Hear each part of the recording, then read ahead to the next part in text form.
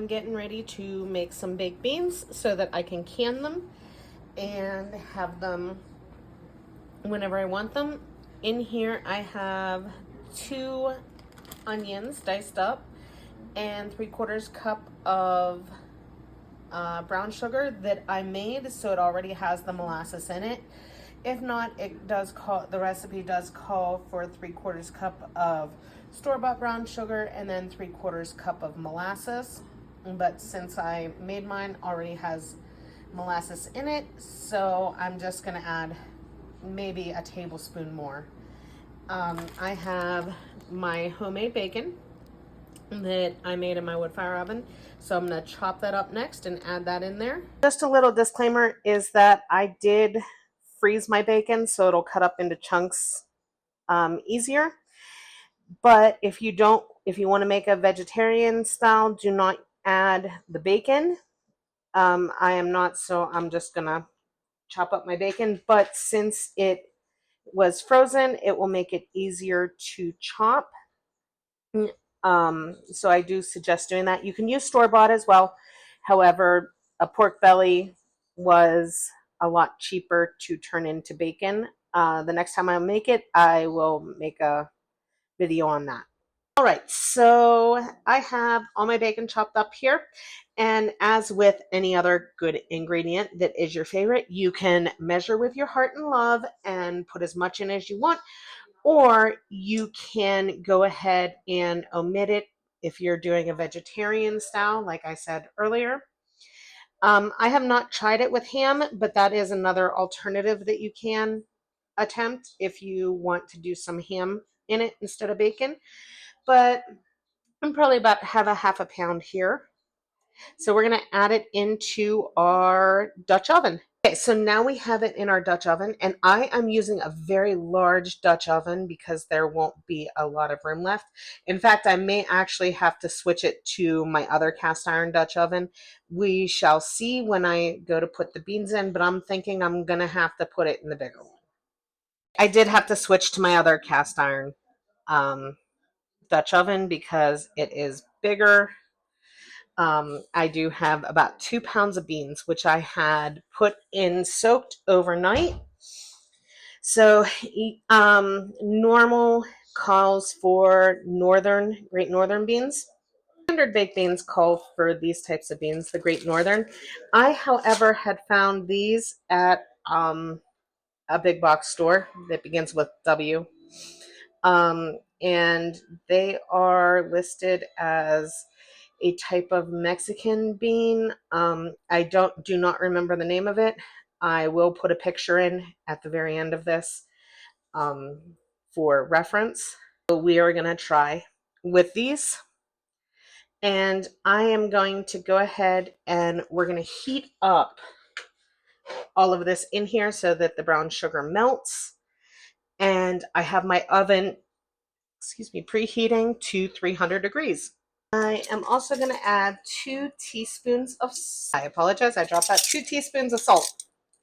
And I am going to add some liquid smoke in there just to give it a little more. You do not want to add a lot of liquid smoke because that can give it a very weird flavor. But the main thing is that I just want this to, the brown sugar to absorb or melt onto everything that's already in here. This is set to make approximately 3 quarts or 6 pints of baked beans when you go ahead and can them.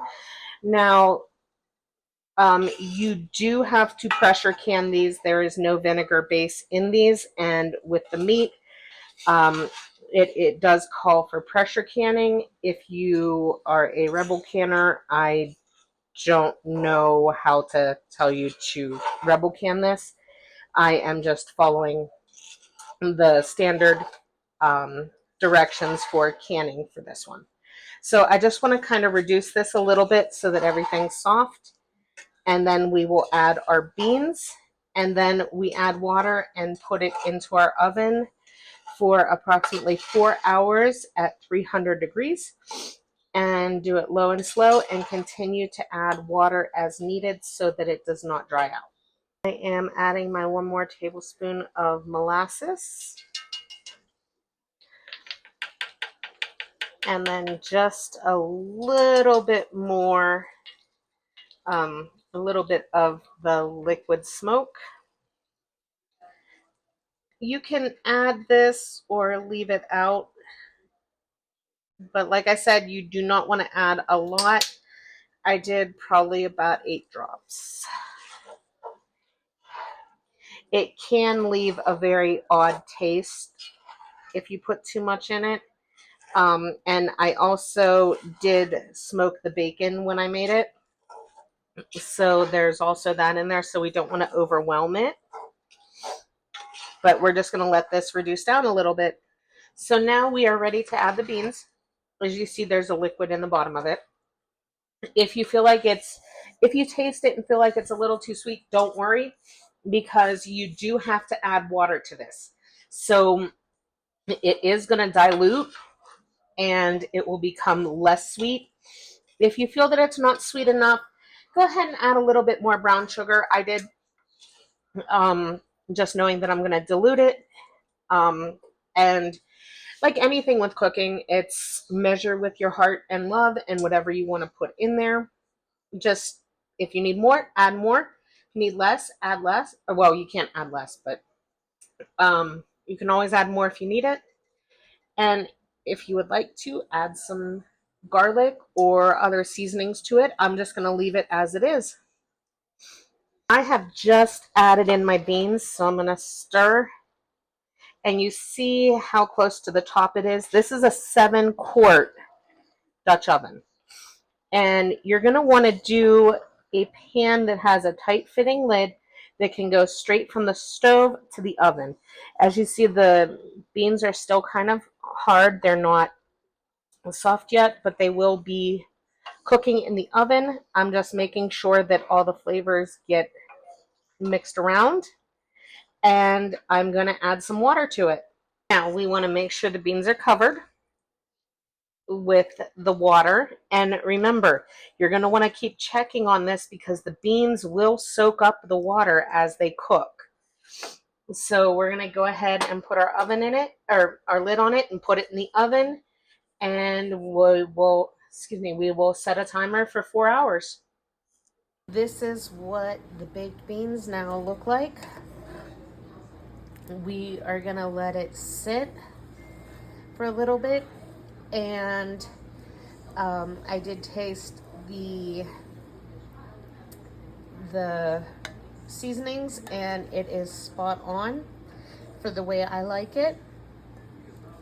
So we're just going to let it sit, and some more of this liquid will go ahead and absorb. But we are going to end up putting some of this liquid into the jars with them when we do go to can them.